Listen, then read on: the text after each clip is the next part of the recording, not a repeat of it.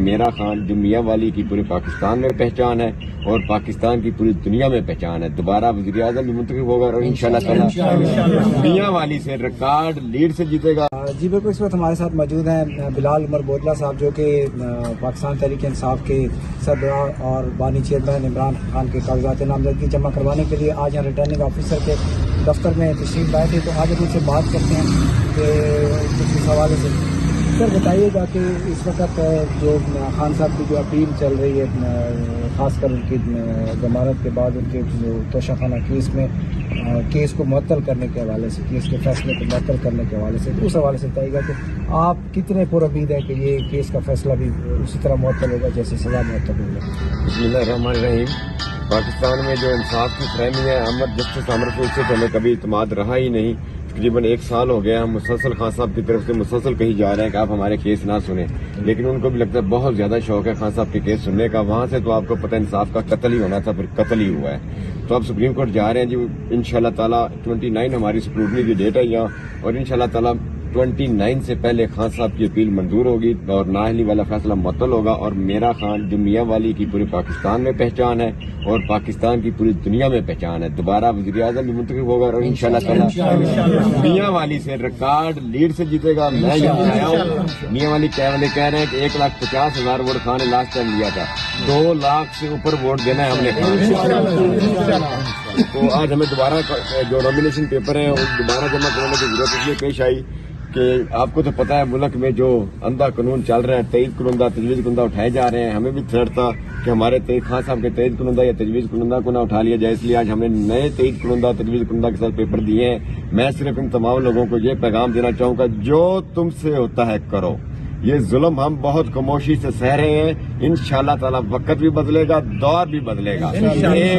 ہماری کل دیکھا آپ نے مونس کی والدہ پہ انہوں نے ہاتھ ڈالا، شیخ امتیاز کی مسز پہ انہوں نے جو بدتمیزی کی، یہ یاد رکھنا ایک ایک چیز کا حساب قوم لے گی، اور انشاءاللہ تعالیٰ ہم تم سے یہ حساب لیں گے۔ جتنا ظلم تم سے ہو رہا ہے کر لو، انشاءاللہ تعالیٰ میرا مولا میرے خان کا اپنے رب پہ بہت یقین ہے، وہ کہتا ہے اللہ الحق ہے، اور جس کا اپنے رب پہ بھروسہ ہو، جو رب کو سب کچھ سمجھے، انشاءاللہ تعالیٰ یہ مشکل وقت ہے کٹ جائے گا انشاءاللہ۔ اچھا سر بتائیے گا کہ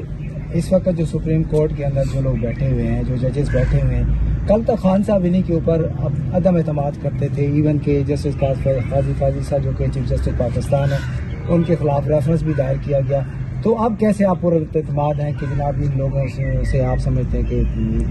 دیکھیں، جس سے قاضی فائز صاحب کو بھی پتا، پوری قوم کو بھی پتا ہے ریفرنس کہاں سے آیا تھا اور کس کے کہنے پہ دائر ہوا تھا، نہ وہ خان صاحب نے دائر کروایا تھا۔ خان صاحب اس بارے میں خود ہی پہلے بات کر چکے ہیں، تو اس لیے میں اس بات پہ زد نہیں کروں گا۔ لیکن خان صاحب نے آج تک جوڈیشری میں اگر کسی پہ عدم اعتماد کیا ہے تو وہ ایک ہی نام ہے پاکستان میں ججز میں برانڈ ہے، جسٹس عامر فروخ۔ اس کے فیصلے بھی آپ کو نظر آ رہے ہیں، قوم بھی دیکھ رہی ہے۔ ایک بندہ خان صاحب کا کیس لے لیتا ہے اور 1 سال تک فیصلہ محفوظ ہی رہتا ہے، اتنا زیادہ محفوظ کہ بینک کے لاکر میں رکھ کے چابی بھول جاتے ہیں جسٹس صاحب، اور وہی نواز شریف کا فیصلہ کرتے ہیں، ادھر فیصلہ اگلے 5 منٹ بعد فیصلہ باہر آ جاتا ہے۔ قوم دیکھیے، کوئی اندھوں پاگلوں کا ملک نہیں ہے، یہ شعور والے لوگ ہیں، یہ سب دیکھ رہے ہیں۔ آپ کو بھی پتا ہے انصاف کے ساتھ کیا ہو رہا ہے۔ تو انشاءاللہ خان صاحب نے کبھی بھی اپنی عدلیہ میں بد اعتمادی کا اظہار نہیں کیا، لیکن یہ عدلیہ کا ہمیشہ سے اصول ہے کہ آپ کسی جج کو کہہ دیں بھائی میں نے آپ کو اپنا کیس نہیں سنوانا، تو وہ نہیں سنتے۔ لیکن آپ دیکھیں عامر فروخ کو تو ہم 1 سال سے قوم کہی جا رہی ہے، میڈیا کہی جا رہا ہے خدا کا واسطہ خان کا کیس نہ سنو، لیکن وہ کہتا ہے سننا میں نہیں ہے۔ بس ایک جج کے علاوہ میرا نہیں خیال کبھی خان صاحب نے اپنی جوڈیشری پہ کبھی بد اعتمادی کا اظہار کیا۔ اچھا سر، جو انٹرا پارٹی الیکشن کے حوالے سے الیکشن کمیشن کا جو ڈیسیجن ہے یہ انتخابی نشان کو واپس لینے کا، تو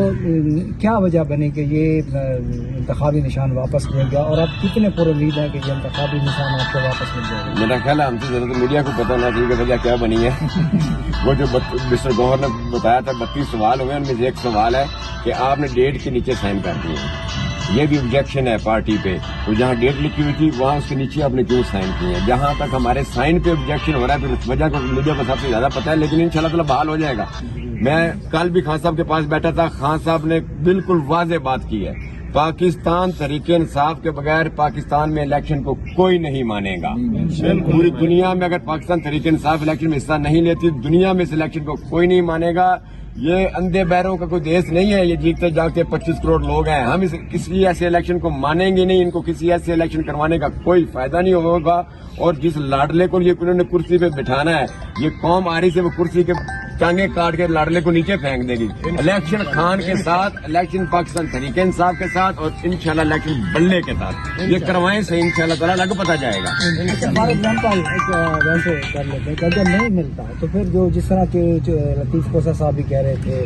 اور وہ آپ کے کچھ اور لوگ بھی کہہ رہے تھے کہ جی ہمارے پاس پلان بی اور سی تیار ہے، تو اس حوالے سے سر دیکھیں میں تو خان صاحب کے پاس بیٹھا ہوں. خان صاحب جو ہمارا یقین ہے ہم تو بلے پہ ہی لڑ رہے ہیں.